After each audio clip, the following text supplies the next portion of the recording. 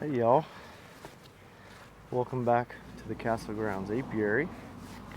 Today we are going to do a year 2 inspection on the concrete bee bunka experimental beehive.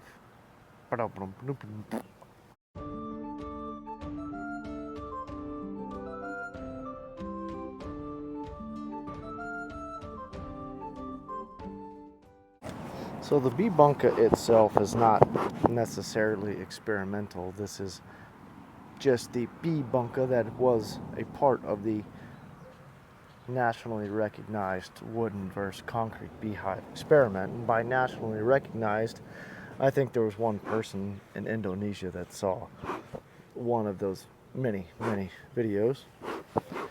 I haven't really checked on this hive much, and it's mostly because they're kind of on cruise control. They just do their thing. They don't really need for much. I didn't need to feed them last year at all.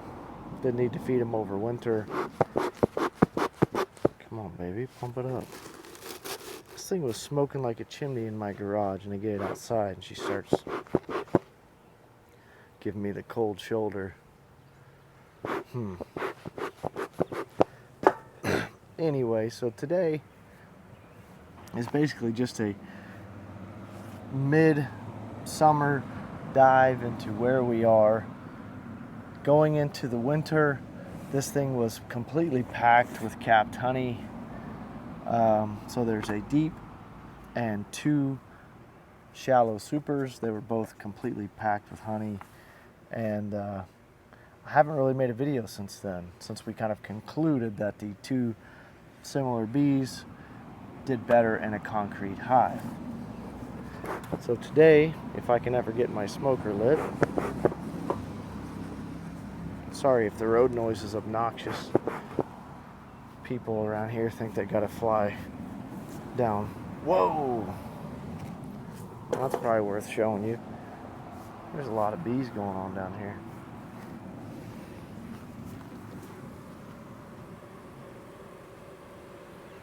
What is going on? I don't think they did that last year. Should I expect to see swarm cells? I'm guessing yes. I don't know if I have a hive to put them in. Son of a gun. Talk about congestion. Alright, let's open it up.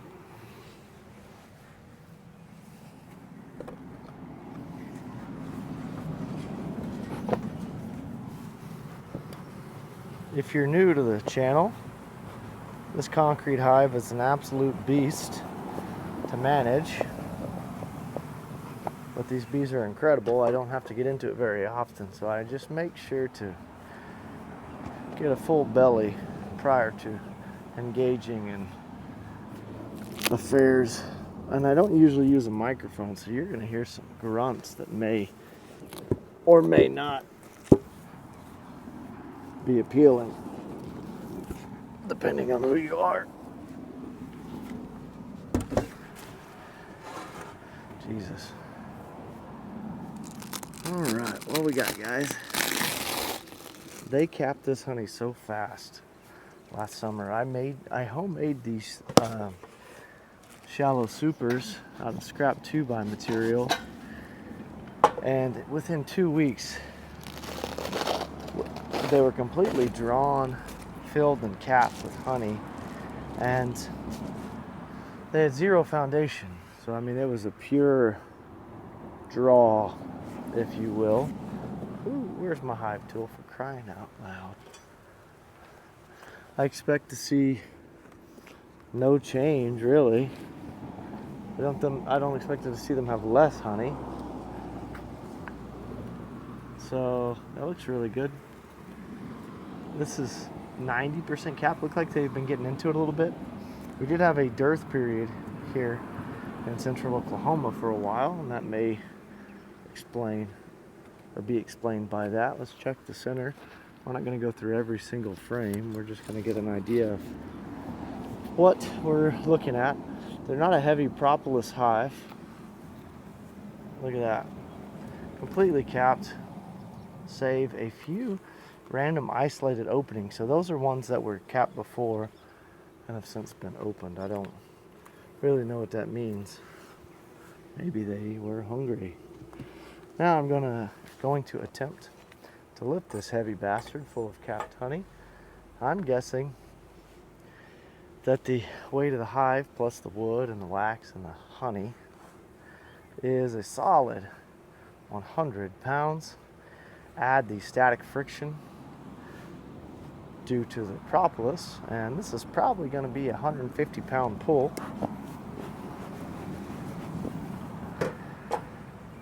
Okay, here we go.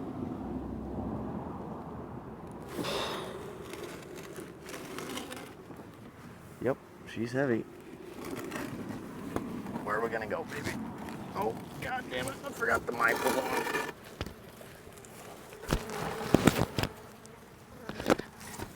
Jesus.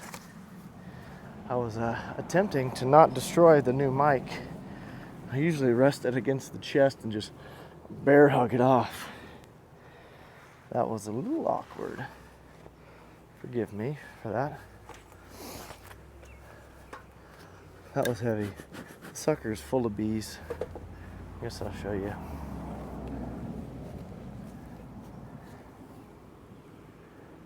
Well, it looked full.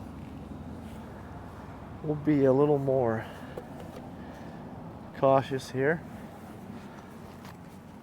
Looking for evidence of swarm behavior. Get on out of there, you rat bastard. Come on. What do we got?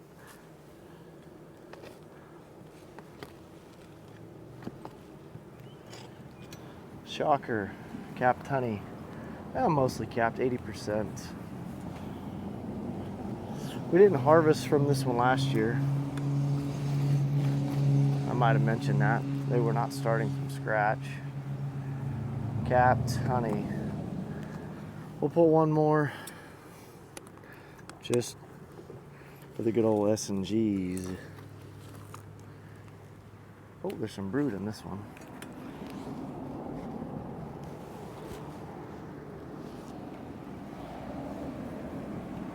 Capped honey. Nice brood pattern. We got some drone comb. God damn it, Jose. Gosh darn it, I mean. He just does whatever he wants. Thinks he can cut the grass and I'm in the middle of a video. So that looks good. Have we got any more brood? Not much more brood, just a little bit on this adjacent frame. He's gonna thread the needle here. Come on, get on through. I'm not trying to work here. I don't see any supersedure, or excuse me, swarm cell behavior. So now we're gonna try to he-man this little bastard off. Notice there's no burr comb, or that's not no, there's very minor burr comb, and I can't speak to all hives across the world, but this hive has less burr comb and propolis than any one I've ever dealt with. Now, is that unique to the bee bunka or a byproduct of the bee bunka? I don't know. All I know is there's variables that have changed, and as a result the bees are behaving differently, even though these bees are from the same yard as other hives that exhibit a high burr comb, high propolis type of behavior. Come on, baby. Oh, holy drone comb. They do. I don't know what I just meant to say, but I meant to say they're dead.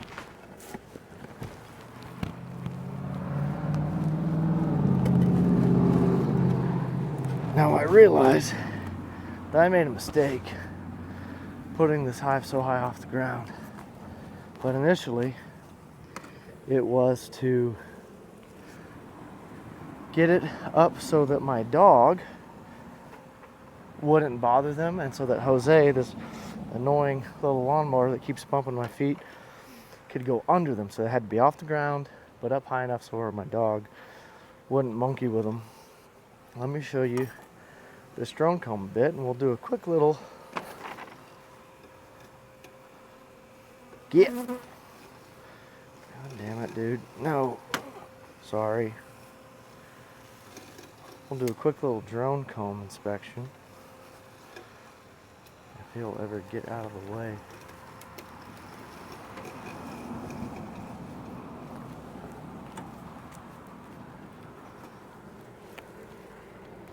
Lots of bees. Lots of drones that I just murderized. And we're going to look for mites while we have the opportunity.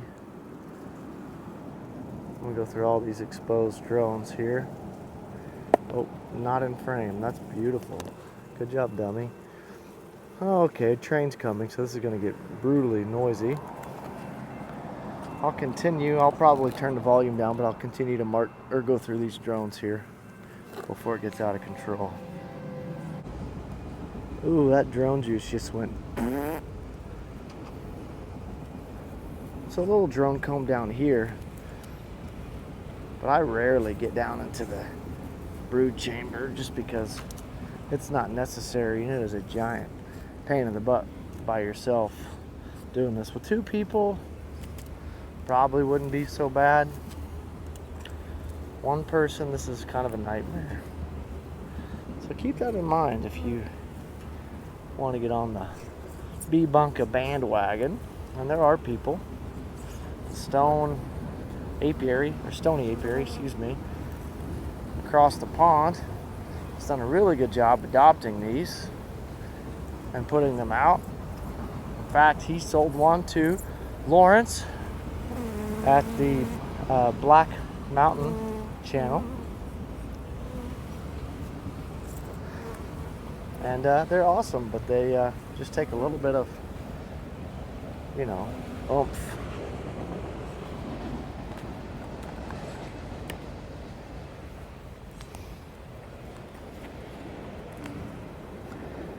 So, I don't know if you noticed, there was 0 varroa in that.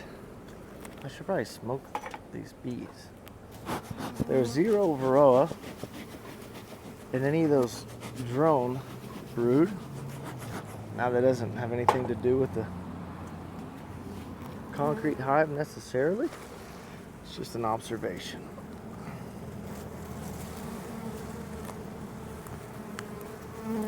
Pulling right out of the center, because why not? Capped honey, nectar, a beautiful, beautiful pattern of brood. You may see this and wonder, why is there those straight lines across? This was made with better comb, the synthetic wax. I have mixed feelings about it. I think get off of me. I think the bees have mixed feelings about it. Most of our bees that we gave the better comb to preferred natural wax, but when given no other choice, they used it. So I'm not saying it's a bad thing. I think they know the difference and they prefer the real deal, but who doesn't? You know what I mean? Larva, pollen, bee bread, nectar, honey, capped brood. This hive is doing really well. They're showing no aggression whatsoever. Probably didn't need smoke, but occasionally they are a little ornery. Today that is not the case. Lots of nectar, pollen, bee bread, capped brood. If I were a betting man, I would say they're out of space because they are filling every empty brood cell or recently evacuated brood cell with nectar and pollen. Here's the deal though, guys. I'm not going up any higher. You saw me struggle to do what I just did. It's just not going to happen. So one option would be to remove frames. Sorry about that. That'd probably piss them off. And put in some empty frames. I don't have any. And I'm not going to harvest from this hive. I'm just letting this hive live its life as a long-term scientific experiment, also known as lazy, and don't really feel like harvesting it. Well, the inspection is completed, and all you missed was a lot of grunting, sweating, and profanities. I don't know where the video cut out. My phone overheated and it shut off. So just real quick to summarize, went through this whole hive, not a single hive beetle, didn't see a varroa. Now this wasn't a scientific way to check for varroa, but I did go through dozens of drone brood and saw absolutely zero. Every single cell was packed with something, whether it be nectar, pollen, honey, brood, what have you. There's zero space available in this thing. They're just busting at the seam. So I know that I can manage this in a way, whoa, getting a little out of focus, sorry about that. I know I could manage this in a way that would more properly utilize their productivity potential. Sorry, I'm having a mild heat stroke right now, so I can't think straight.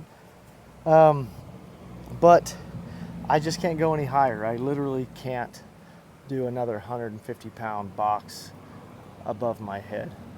Not today, anyway. So they're doing fantastic. They're just maintaining very little interventions that I've had to make. I've actually made zero. Still haven't done anything other than give them some OA dribble, and that was just because I wanted to be responsible at beekeeping, not because I felt like they needed it, and not because I ever saw a varroa mite. So they're doing great.